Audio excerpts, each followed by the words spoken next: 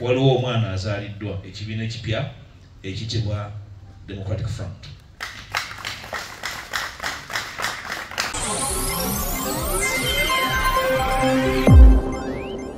Ikusabula TV. So we are waiting for the national coordinator to join us.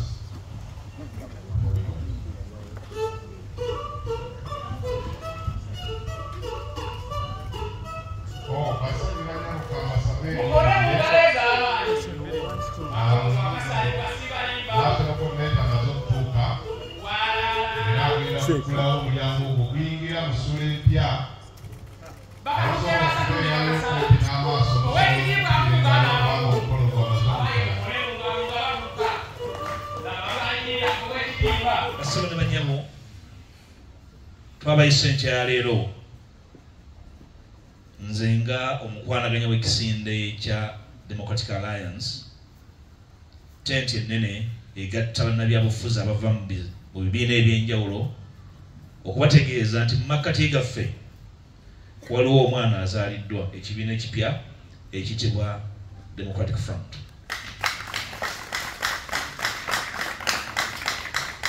Mbanjulidde abasajja n'abakazi engwammuli ababadde mu ffumbiro otufumbira ekijjulo kino ekitaliimu yadde akawo konna akakukikujjako, era mbategeezezza nti ekibiina kino ekipya ekizaaliddwa kiri wansi w'omukago gwaffe gwe twabanjulira ogwa Democratic Alliance.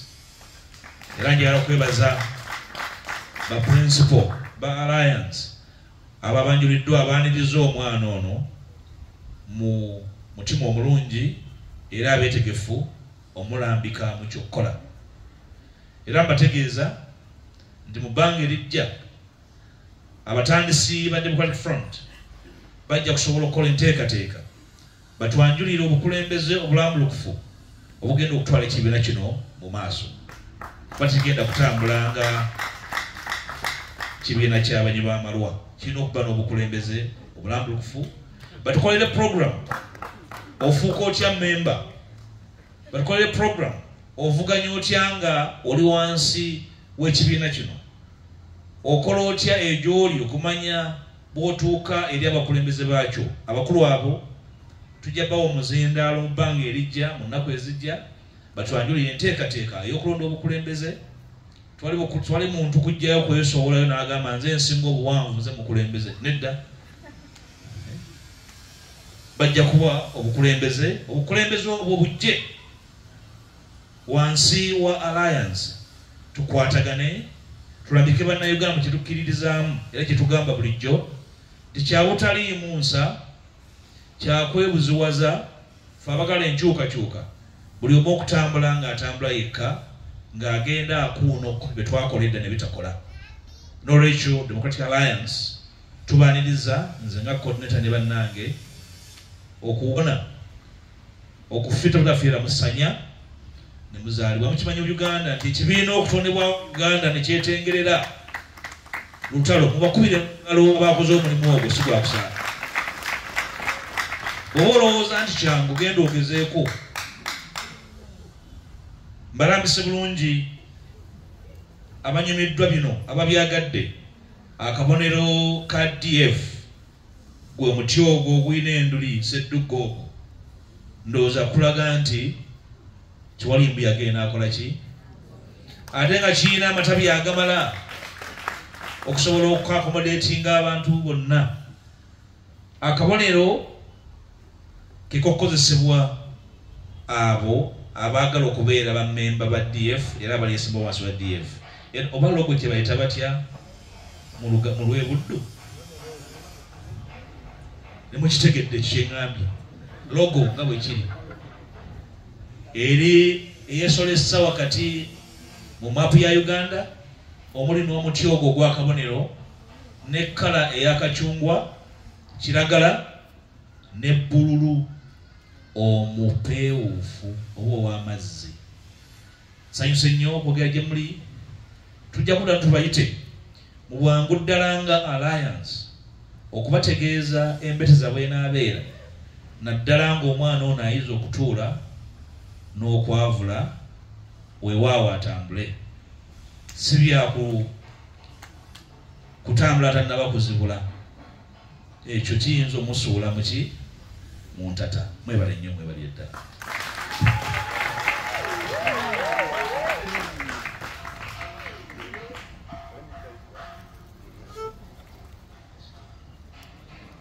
Well, before I'm sure some journalists would wish to have questions. That's my thinking as a journalist. But before we go into that, I request that we stand up for just one stanza of the national anthem as we salute and welcome the baby. DJ.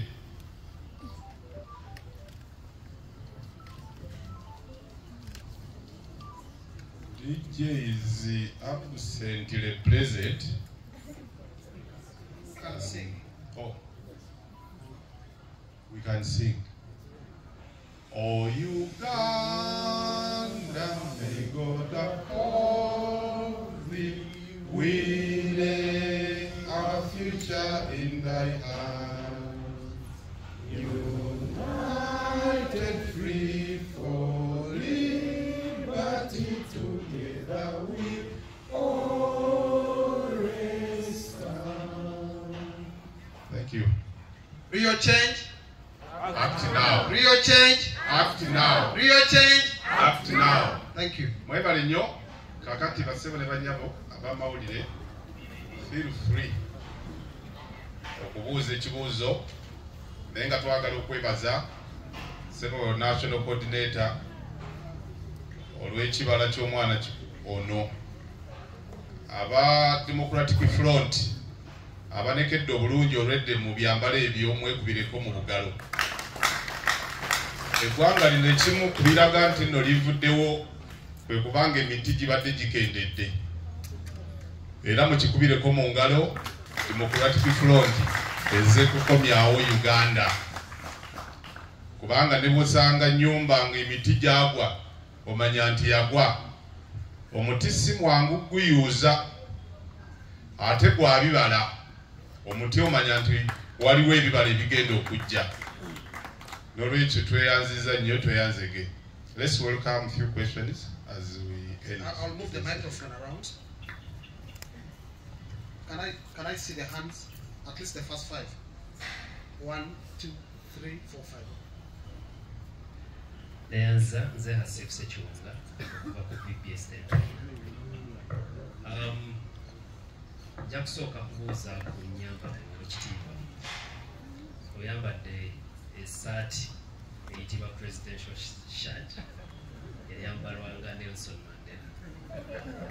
Essaati eyo simanyi oba erina communication eri hidden gyewa, choice of dress code bikulu nnyo tutunuulira politics. Ekyokubiri, okumanya ku choice ya colors zino zitegeeza ki, lwaki tekuli yellow oba olyawo, lwaki tewali black, lwaki zino kala era zicommunicatinga kizigatta ki. Then ekirala kigenda ku ekyokusatu ekisembayo process ey'okuwandiisa ekibiina kino. Tetumanyi kyeyubudde bweyubuzi okuva mu kibiina ku ebyo ebibaddewo, kipya mu ngeri y'okuba nti kipya kyakajjabuzi ku form, era omuntu yandyebuuzizza lwaki kyo kyanguye okwawukanako n'ebibiina ebirala ebibadde frustrated okuba nti biwandiise. Those are very wide-ranging questions. Okay, after you, I'll answer each of you. Honorable, my name is Raymond Tamale, and I work with NTV. I have 3 questions. As we are heading for the 2026 elections, you spoke about it. You're speaking of one voice. A few weeks back, you moved around different parties, seeking their views on having a united force for opposition. If you have DF right now, and you have FDC, and you have NUP, how best do you think you're going to convince all these parties to come together to have one candidate to front in 2026? Another question is, it's out of this, actually, not inside. But what happened yesterday at Kololo? When the president came out and said, Can I hear you? I was disrupted. The second question is out of this. I think you saw the news yesterday about the president coming out to apologize, and most especially for Uganda region. As a leader who has seen all this from grassroots where we are, do you think the apology is really genuine? And do you see a better Uganda for this apology? Because I think you're one of the people who has vast knowledge in politics. What do you make of it? Can I respond to this Please. first? Then I'll come back with the package. Musajja wa Kabaka abuuzizza essaati gye nyambadde ne kazaayo. Mukyala Mpuuga ye manager wa wardrobe yange tesaze naye.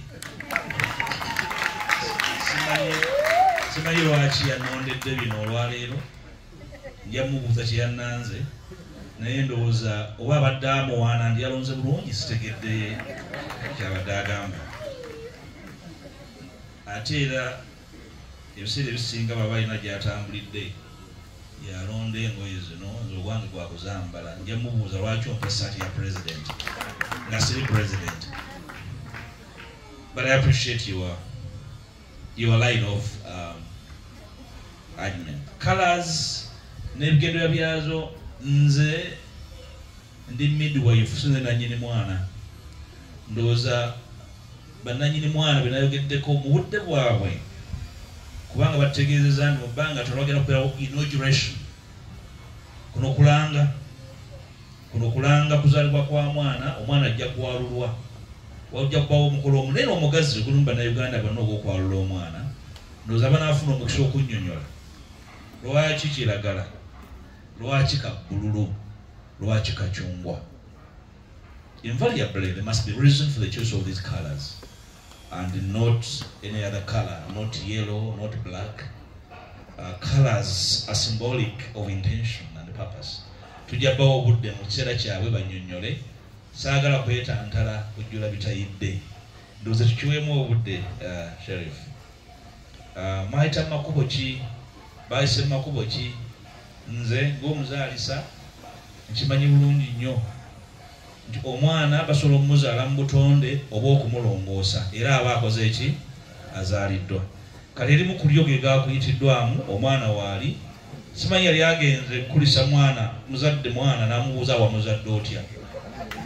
So n'olwekyo omwana yazaaliddwa era n'ekitaawe tamweganye. So n'olwekyo enzaalibwa y'omwana tuwanirize bwaniriza mwana yazaaliddwa kubanga atali musawo obuuza otya engeri yamuzaddemu bepo ng'oli mu engeri. Naye kyeyinza okugamba nti ku mukolo ogw'okwalula omwana nkakasa nti byonna bijja kuyitibwamu. Ekirungi amateeka ga Uganda gawa options ekibiina nyingi kisobola okuzaalibwamu. Kati kiri gy'oli ayagala okutandika ekibiina kikyosalawo okukola ki? Kubanga bwe tubanga tugenda mu Ndeeba nze n'okugamba nti mu Ndeeba ngenda kuyita ku Bulange Nserengete mpite ku Popopo wekumpi n'oŋŋamba nti gwe ekkubo eryange olimanyi Nateete. Kakati mba neebuuza oba ekigendererwa lwakyo kyakutuuka gye tulaga oba kyakutuukayo ate nkulinde obudde bukola ki butuyiteko. Ndowooza njogedde na mugezi bwe kiri. Kakati Raymond, how are we going to work with all these parties? I'll need to state this unequivocally that when we fought for the return of multi-party democracy, one of the key intentions was a matter of right, that citizens must have a right of three major parties, SDP, PDP, and DF. Of course, with several other citizen formations therein, including members from the DP bloc, TJ to mention but a few. But because the DF is a party, we had to be here today, this morning, to announce to the country the birth of the DF.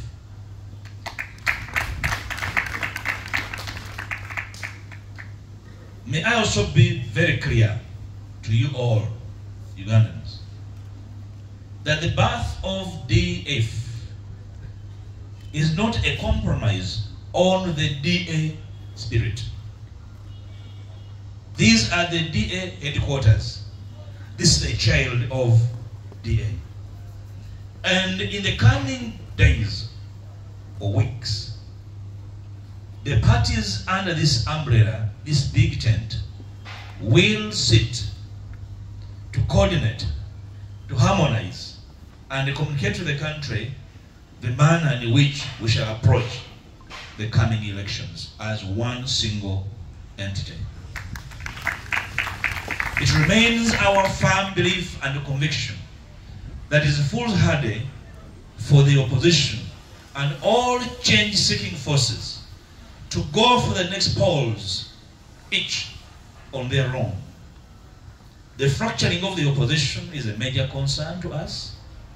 We strongly believe in the united opposition, and in the DA, we lead in this quest.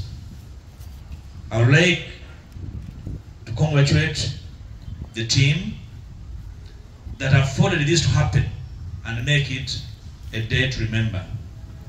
Allow me to thank a small team of very desirous Ugandans that put up time to make sure that the DF is born.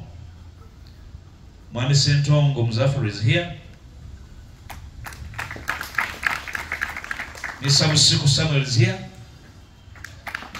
Mr. Muki Robert is here. Mr. Sekubulwa Bruno is here. Kato Stephen is around. Mr. Ivan Rutu, I think, is around. If not, clap for him in absentia. Miss Nakaiwa Farida is around, I suppose. Miss Nakafuma Madina and Mr. Sali Jamil in absentia. Those are the brains that have incubated and gave us this bouncing baby. Whether the baby is a boy or a girl is a story to tell in the coming days. The incubators of the midways of this baby in the coming days will announce to the country a structured leadership of the Democratic Front. That should come in the coming days. Let me add this. With the clarity, the symbol of DF is this huge tree with a huge canopy. This is the symbol. You can call it whatever you want. Oba muvule ewa mwe. Oba mahogany. Naye ekyenjawulo si papaali era si ntontogolo. Kuba tewali efaana bwetyo. That's the symbol of the Democratic Front. This is the logo. Those who are corporate, you know when do you use a logo and when do you use a symbol. This is the logo engraved within the Ugandan map and with the symbol in the middle. That is the logo of DF. And the colors are three, very distinct. Green, burnt orange, and light blue. Others call it Marian blue. Those are the symbols of the DF. To all citizens out there viewing this press conference, that's the task we have come to announce this morning. But again, I would like to restate and reconfirm and reaffirm that the announcement of the birth of DF does not in any way compromise the founding principles of the Democratic Alliance. And therefore, This little young child bouncing and buoyant is a little child of the Alliance, and therefore the Alliance will in the coming days sit to provide harmony and direction to all of you seeking political office in the coming days. Will remain a platform that will offer ideological, philosophical direction to the country, and that is not going to be moved or changed by the birth of this child. I thank you most sincerely. I want to ask all of you that were stranded in the rain, in the storms of inconsistency, stranded on the roads, beaten by the rains and the thunder, that you have a new party born. You can't be lost. Uri kusabula TV.